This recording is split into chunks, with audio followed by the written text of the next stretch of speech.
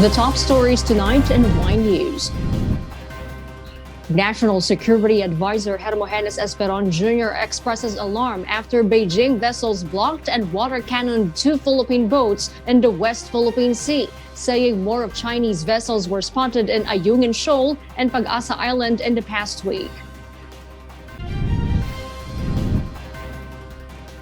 The Comelec 2nd Division has allowed presidential aspirant Bongbong Marcos Jr. to respond to the petition to cancel his certificate of candidacy until November 22. A vaccine expert recommends senior citizens should be vaccinated with COVID-19 booster shot before the national vaccination days. Good evening, Philippines and the world. Today is Thursday, November 18, 2021. I am Herlene Delgado. Join us in the next hour as we deliver today's top stories around the Philippines and in other parts of the world. I'm Angelo Castro III. We are also seen in 1,935 satellite monitoring centers nationwide and via live streaming worldwide through the UNTV News and Rescue social media account and our website, untvweb.com. I am William Theo. First in the news. The Philippines will continue the resupply mission in the West Philippine Sea following the recent standoff between the Philippine troops and the Chinese Coast Guard in Ayungin Shoal. Leia Ilagan explains why. National Security Advisor Hermogenes Esperon confirms that 2 Philippine boats has been blocked and water cannoned by 3 Chinese vessels in West Philippine Sea. The 2 Philippine boats were en route to deliver supplies for the Philippine troops patrolling the area. Meron tayong dalawang wooden hull boats which were trying to resupply our detachment in Ayungin Shoal, yung sa Sierra Madre, last November 16. That's the Onaisa May and 1 and 3. But they were blocked by 3 Coast Guards, 2 Coast Guard vessels. Dalawa yung nag-block, and then yung pangatlo, that was the one that water cannon the 2 for 1 hour. Esperon also said that the number of Chinese militia vessels present in the area is unusual. Previous to that, for almost 1 week, nagtaka kami. Unusual yung presence nila sa Ayungin. There were about, usual dyan, mga dalawang Chinese maritime militia lang, pero for the last week mayroong 19. There is also an increase of Chinese militia vessels present in Pag-asa Island. Doon sa Pag-asa, record number din, 45, record number for the year. Very aggressive sila, and so we are protesting that because that's part of our EEZ, and those are low tide elevations, tulad ng Mischief Reef, low tide elevation yan so nobody is supposed to be there. Despite this, the National Security Advisor assured they will continue its resupply mission for their troops and will not seek for anybody's approval. He reiterated that the said procedure is within Philippine territory. Foreign Affairs Secretary Teodoro Locsin Jr. earlier condemned the incident, calling the acts of the Chinese Coast Guard as illegal. Cabinet Secretary Carlo Nograles also said that the Philippines will continue to assert its sovereign rights and jurisdiction in the disputed territory. Leia Ilagan, UNTV, News and Rescue. We serve the people. We give glory to God.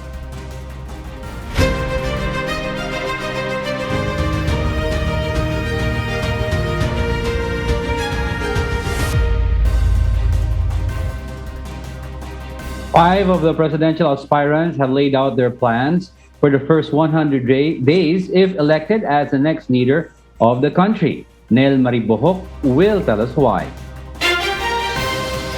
The business sector in the 47th Philippine Business Conference and Expo, organized by the Philippine Chamber of Commerce and Industry, asked 5 of the presidential aspirants regarding their plans if they were elected president.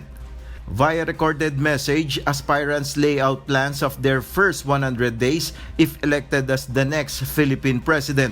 Senator Panfilo Lacson seeks the full implementation of the Universal Healthcare Act. In my first 100 days, I will ensure that we will fully fund our existing gaps that will lead to the full implementation of the Universal Healthcare Act to provide not just free vaccines to all Filipinos, but also free testing and treatment backed by data-driven contact tracing that will enable us to stop all lockdowns. Senator Manny Pacquiao said he will focus on the creation of jobs and housing programs for poor families. At hindi lang po trabaho yung pagbibigay natin ng sustainable livelihood. Yung mga pamilya na hindi makapagtrabaho ay kailangan may hanap buhay po sila. At yun pong focus natin sa pagbibigay ng pabahay sa lahat ng mga informal settlers, yung mga wala pong bahay, bibigyan po natin sila ng bahay. Vice President Leni Robredo will push for the billions of peso budget for ayuda or financial assistance to Filipino families, while Mayor Isko Moreno aims to strengthen the healthcare system of the country. We'll set aside 216 billion pesos in the national budget for ayuda distribution to protect families from hunger and provide them with their basic needs without being forced to go to work. Come May next year, I will devote the first 2 years of my administration towards reinforcing our health system to best cope with the pandemic. Looking at the future possible outbreaks and be prepared for the same. Almost all of the presidential aspirants are focusing on the country's economic recovery and providing assistance to small businesses. The PCCI is the largest business group in the country. Nel Maribuhok, UNTV News and Rescue. We serve the people, we give glory to God. Meanwhile, Malacanang denied claims that Cabinet member Secretary Vince Dizon has joined the campaign team of presidential hopeful Manila Mayor Francisco Isko Moreno Dumagoso. Nograles issued the statement after Lito Banayo, the chief campaign strategist of Mayor Isko, on Wednesday said that Dizon has joined their team as deputy campaign manager and head of statistical research. Dizon serves as testing czar and deputy chief implementer of the National Task Force, or NTF, against COVID-19. Nograles added that Secretary Dizon is focused on the vaccination efforts of the government and not with any political campaign.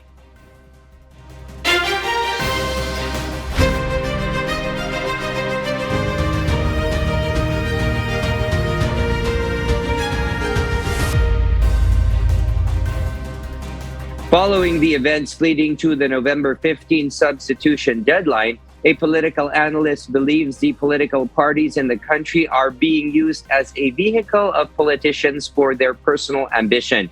Meanwhile, the Commission on Election, or Comelec, says they cannot yet determine the dominant parties for next year's elections. Harleen Delgado will tell us why. Commission on Elections spokesperson James Jimenez says they first need to finalize the official list of candidates before they can determine the number of candidates per party. Comelec estimates it will name the dominant majority party and dominant minority party in February next year. Yung dominant majority and dominant minority party is a mathematical thing. So, hindi pa natin ngayon madidetermine na yan. Bakit? Aalamin pa ng ating Election Records and Statistics Department kung ilan ang tumatakbo under what political party. In an interview, political analyst Professor Antonio Contreras raised some questions following the non-fielding of top candidates of the ruling party, PDP Laban. Ito pa nga mangyayari dyan. Sino ngayon? Kasi may rule din sila na dapat meron kang dominant party tsaka may dominant opposition party. Kasi meron niyang implikasyon sino bibigyan ng Comelec ng first election return, saka second election return. Sino bibigyan yan? Nagulo na ng gusto kasi may partido ka nga, wala ka namang kandidato. Contreras also questioned if Senator Christopher Bongo and President Duterte, who will run for president and senator respectively, have taken their oath as members of Federalismo ng Dugong Dakilang Samahan, or PDDS, an allied party of PDP Laban Kusi faction. When asked by the media about their membership, Go says they have followed the internal rules and processes of both parties. However, they did not release any information relating to their membership, including the date of the oath-taking and official membership records. Jimenez says Duterte and Go submitted their certificates of nomination and acceptance or CONA, but they were not able to vet whether they have indeed taken their oath. Wala tayong alam na proof na sila ay nanumpa, in the sense na wala namang picture or walang dokumentong sinubmit. Pero may CONA sila under that political party. So it is assumed that they are a part of that political party.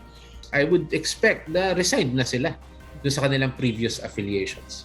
The Comelec is in the process of determining the legitimate representatives of the ruling party. The senatorial bets and local candidates of the losing faction will become independent candidates. Contreras laments that the political party institution in the country is not being respected anymore and hopes that reforms will be made to make the system stronger. Parang ginagamit lang natin na parang bihikulo para sa abutin ng mga ambisyon. Samantalang sa totoo lang, ang partido, isang stable na haligi ng isang demokrasya sapagkat aggregator yan ng interest. Lagi namin sinasabi sa Hardin Delgado, UNTV News and Rescue. We serve the people. We give glory to God. The camp of presidential aspirant Ferdinand Bongbong Marcos Jr. believes that all the petitions against the former senator are trash. Dante Amento tells us why live. Yes, Dante, go ahead. Good evening, Harleen. Presidential aspirant Ferdinand Bongbong Marcos Jr. spokesperson and Chief of Staff Attorney Vic Rodriguez in an interview stresses that the only purpose of the cases filed is to delay Marcos's campaign for presidency.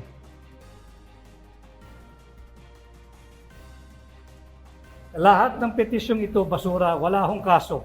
Walang kaso at ito ay ang purpose lamang ay pabagalin ang aming kampanya, guluhin ang isipan ni Presidential Aspirant Bongbong Marcos. Subalit kami have remained focused, klaro sa amin ang gusto namin gawin. Comelec spokesperson Director James Jimenez said 5 cases are currently filed against Marcos before the Comelec. These include 3 petitions for cancellation of COC, 1 petition to declare as nuisance candidate, and another petition for disqualification filed by a group of martial law victims yesterday. Buenafe et al. Versus Marcos Jr. for cancellation and Marcos versus Marcos Jr. for cancellation. Danilo Lihay-Lihay versus Marcos Jr. is a nuisance case. Okay? First, cancellation na rin yun.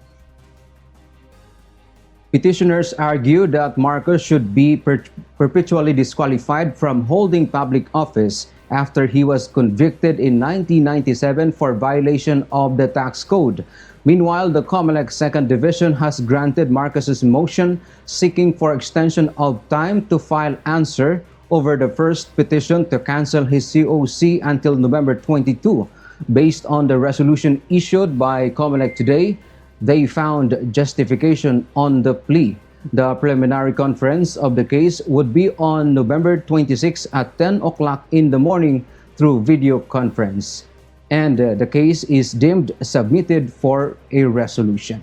And that's our latest live from Quezon City. Back to you, Harleen.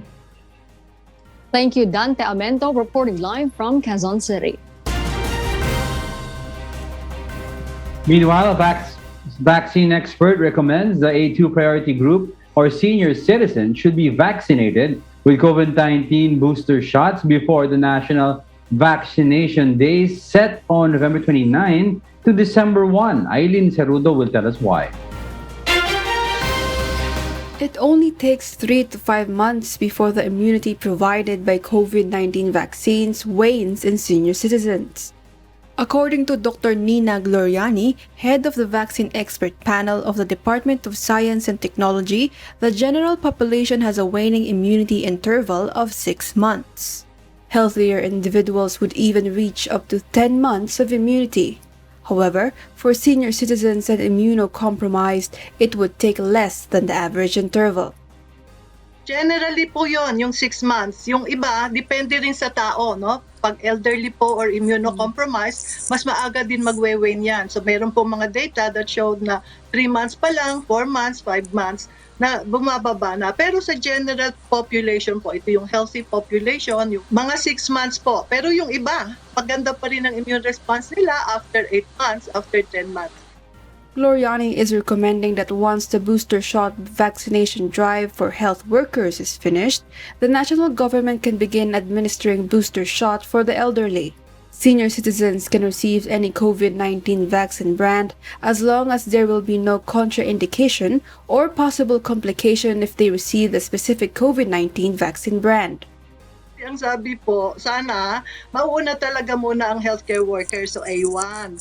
Tapos nabanggit lang po na baka umpisahan ng A2 sa yung national immunization, yung bayanihan, bakunahan na sa November 29 to December 1. The Department of Health previously released guidelines on the various COVID-19 vaccine combination for booster shot. Meanwhile, experts are not recommending booster shot for children. Gloriani said children should first complete their 2 doses of COVID-19 vaccine before discussing about administering them with booster shot.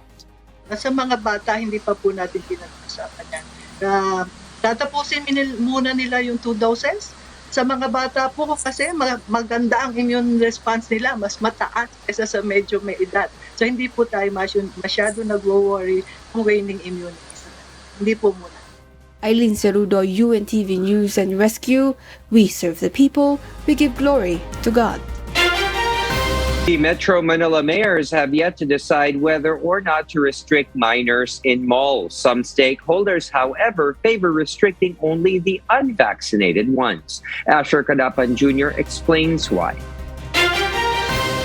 Presidential Advisor for Entrepreneurship Joey Concepcion recommends restricting minors below 5 years old. He explains that minors have higher immunity while those aged 12 to 17 years old are now being vaccinated against COVID-19.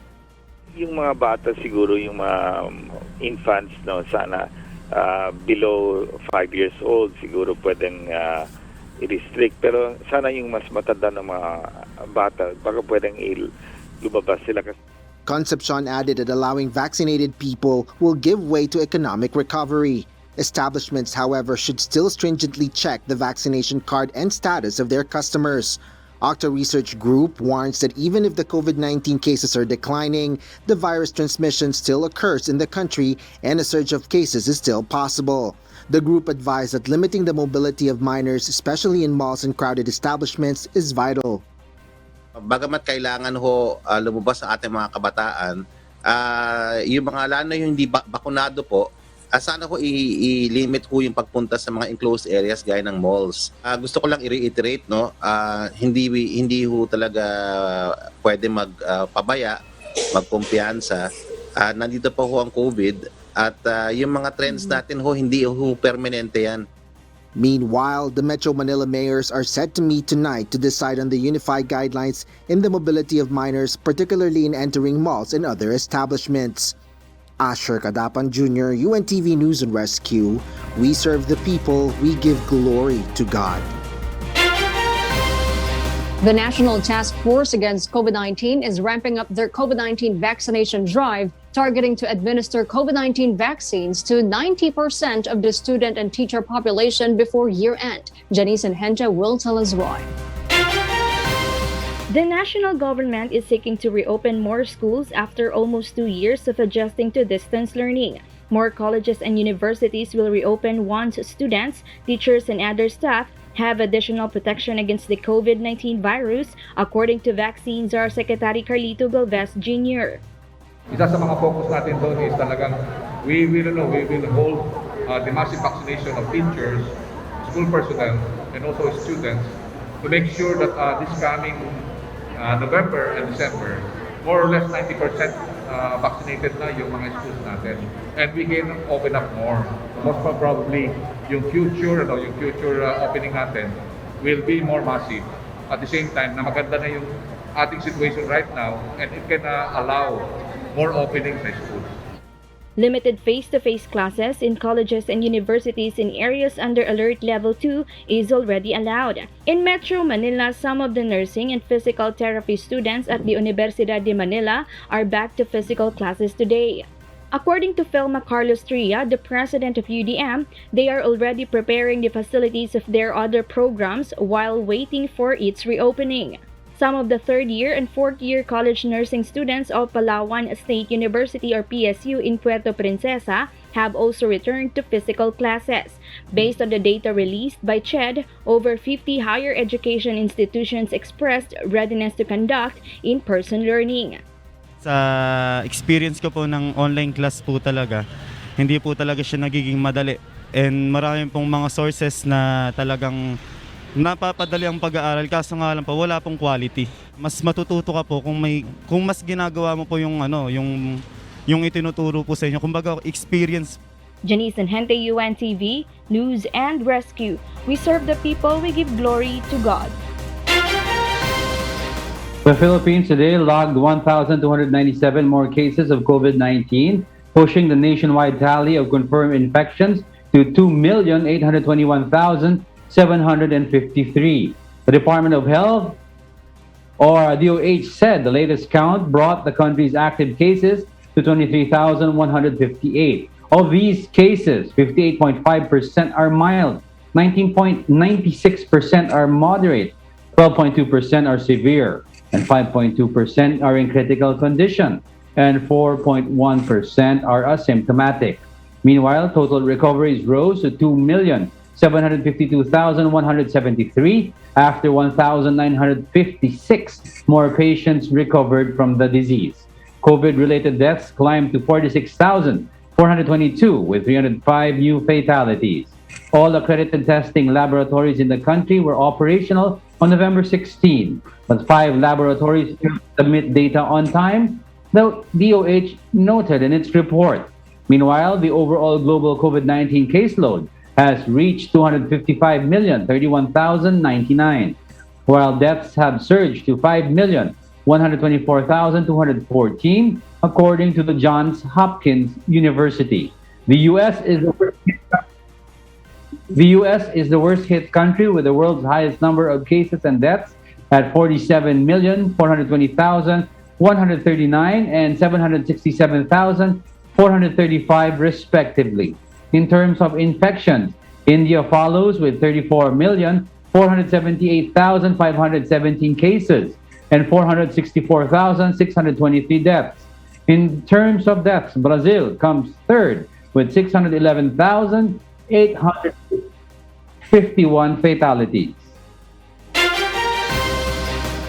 Most employees will receive their 13-month pay or year-end bonuses in the next few weeks. But a financial expert advises not to waste it on luxuries. JP Nunez will tell us why. Since we are still facing the challenges of the COVID-19 pandemic, health insurance should be our top priority, according to financial advisor Janet Marcelo Ibanez. She advocates a message to the public that we should have savings for our health. Employees are expecting to receive their 13th month pay. With this, we should think about how to spend it wisely. This pandemic, diba, napaka-swerte mo na to have a 13-month pay. Kasi syempre, diba, most of us nawalan ng trabaho during pandemic. So, lucky you to have this 13-month pay, and definitely we have to spend it wisely. Like for example, kailangan malaman natin yung needs versus wants, diba? Income minus savings equals spendings. This is the financial formula that Mrs. Ibanez wants to convey the public in spending their 13th month pay. They could use it for emergency fund in the future. So para ma-spend natin yung 13-month mo, ng 13-month pay mo ng wisely, you have to save a little bit or a portion of it, 'di ba? Bago mo to gastusin, para kung sakali man, at least nagawa mo na yung emergency fund, especially this time of pandemic, 'di ba? So napaka-importante ng emergency fund nowadays. Kasi sa ngayon po napakahirap po ng mga gastusin po sa hospital kung sakali po magkakasakit. Kaya po kung makaka-receive din po ako ng 13 month, ipagpapatuloy ko rin po yung pagbabayad po sa insurance po. 13th month pay should also be used for paying debts. Hindi nangangahulugan na nakikita mo yung tao na pinagkautangan mo na, no, okay naman siya, mukhang marami naman siyang pera, or okay naman yan, alam ko naman maraming pera yan. Hindi ganun eh. Kasi dapat, kumbaga, hindi ka nagdalawang salita dun sa tao na nilapitan mo. So definitely, whether kailangan or hindi, nung tao na hiniraman mo, you have to pay. You have, kasi alam mo yun, hindi sila nagdalawang isip na pahiramin ka. So definitely, you have to pay back. It can also be used for investing in small businesses that could generate return of investment, which can be used as needed. The Department of Labor and Employment reiterates that 13th month pay for employees is still mandatory. JP Nunez, UNTV, News and Rescue. We serve the people. We give glory to God. And for the news abroad, the United States travel industry may have almost completely recovered after over a year of travel restrictions being in place due to the pandemic. RK Lorca will tell us why live. Yes, RK? Yes, Muriel, more than 2.1 million people were screened at airports in the U.S. on Sunday, which is only 10% fewer to those screened on the same day 2 years ago before the pandemic hit. The American Automobile Association estimates that around 4.2 million people will be traveling by plane for the upcoming holiday at the end of the month. Before the pandemic, a record of 26 million passengers and staff were screened at U.S. airports during the 11-day period around the public holiday. Meanwhile, the Transportation Security Administration will be holding mass recruitment events for major airports nationwide in preparation for the surge in passengers. Mariel, this initiative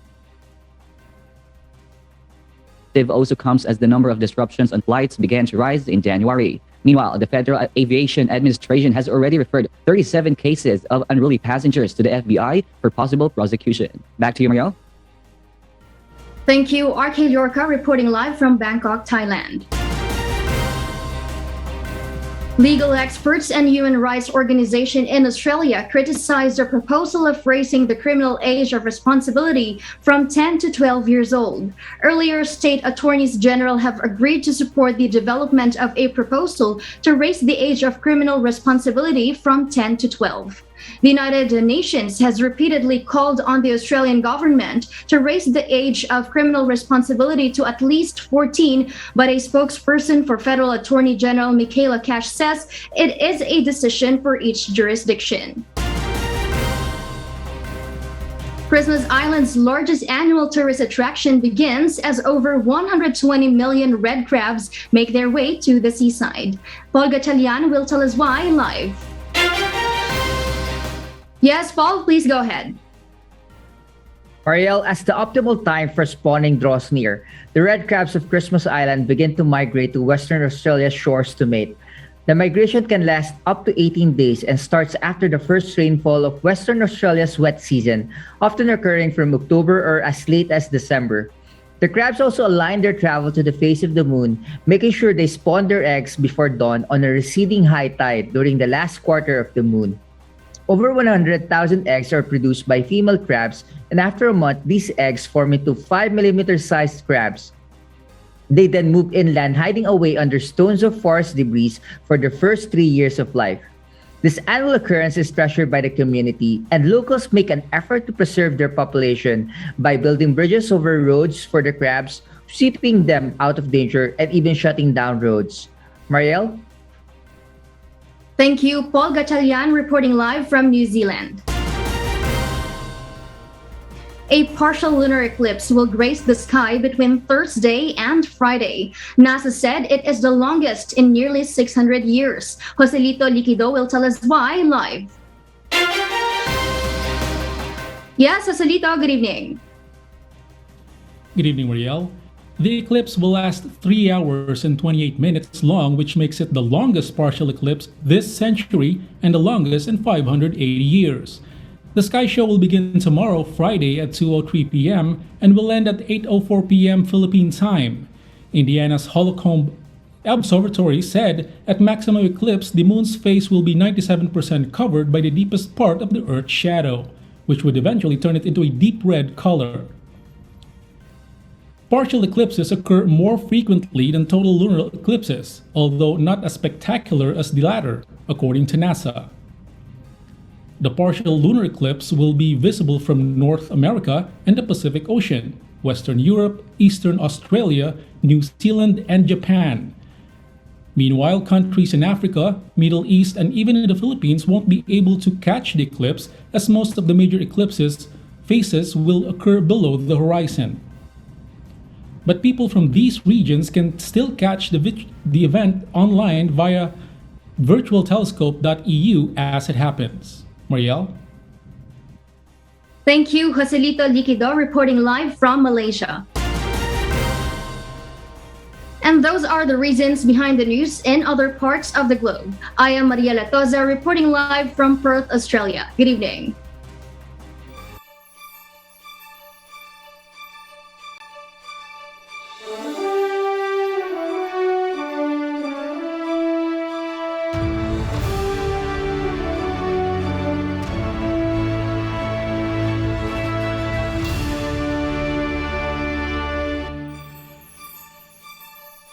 And because MCGI cares, the problems of 4 families at a barrio in Colombia have been solved. They no longer need to endure walking a long distance to fetch water, nor spend the nights in darkness. Here's why from Nina Armilio.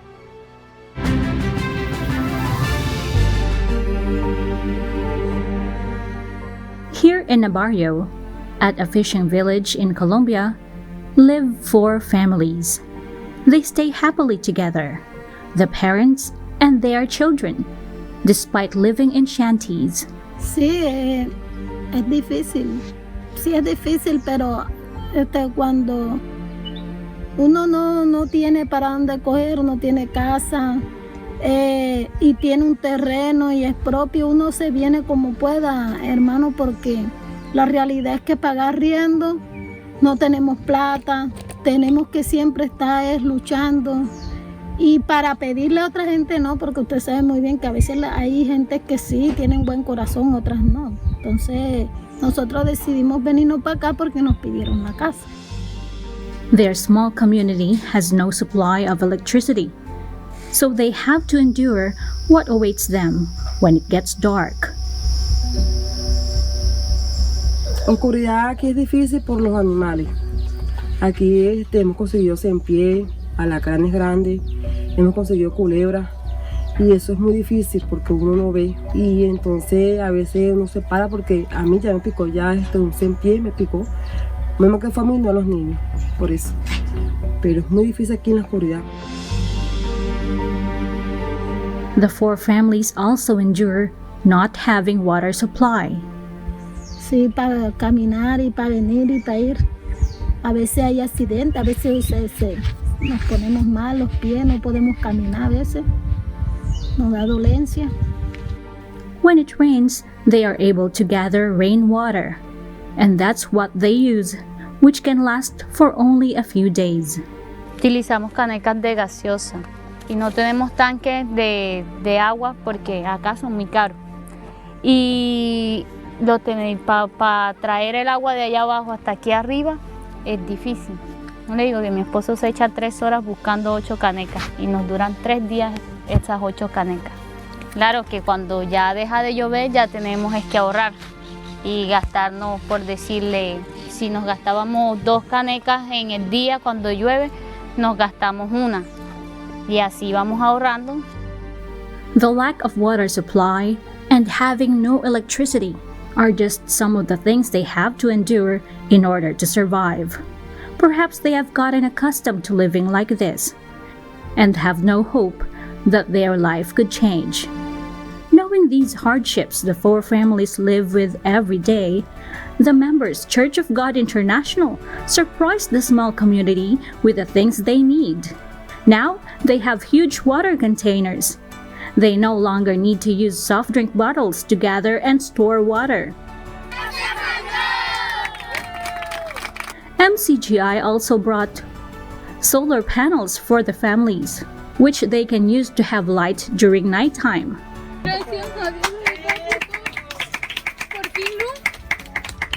Por fin luz.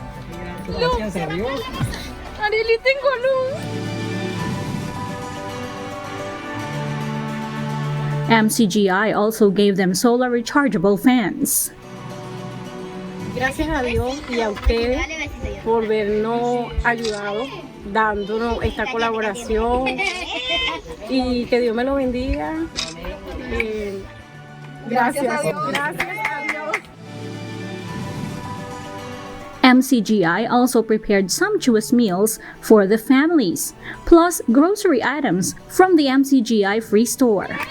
Seeing the tears of joy and the smiles on their faces, and hearing the words, "Gracias a Dios," are priceless.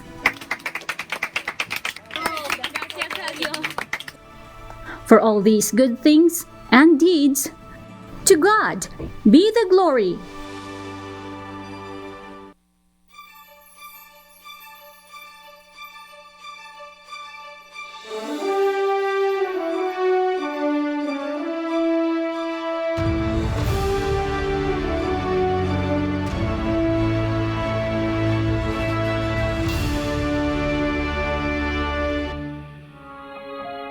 And before we close, we will leave you with a word, giving glory to God.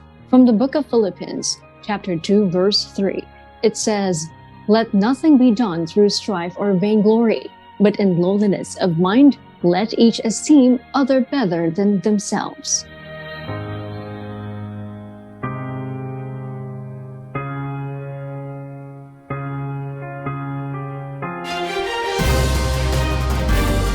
And those are the reasons behind the news, November 18, 2021. I am Harleen Delgado. Reasons we deliver to you as they unfold, Emangelo Castro III. And because we need to know, we will always ask why. I am William Theo. We serve the people. We give glory to God.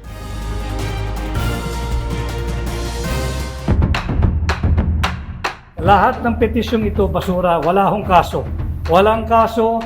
At ito ay purpose lamang ay pabagalin ang aming kampanya, guluhin ang isipan ni Presidential Aspirant Bongbong Marcos. Subalit kami have remained focused, klaro sa amin ang gusto namin gawin. In my first 100 days, I will ensure that we will fully fund our existing gaps that will lead to the full implementation of the Universal Healthcare Act to provide not just free vaccines to all Filipinos, but also free testing and treatment backed by data-driven contact tracing that will enable us to stop all lockdowns. At hindi lang po trabaho yung pagbibigay natin ng sustainable livelihood. Yung mga pamilya na hindi makapagtrabaho ay kailangan may hanap buhay po sila. At yun pong focus natin sa pagbibigay ng pabahay sa lahat ng mga informal settlers, yung mga wala pong bahay, bibigyan po natin sila ng bahay. We'll set aside 216 billion pesos in the national budget for ayuda distribution to protect families from hunger and provide them with their basic needs without being forced to go to work. Come May next year, I will devote the first 2 years of my administration towards reinforcing our health system to best cope with the pandemic. Looking at the future possible outbreaks and be prepared for the same.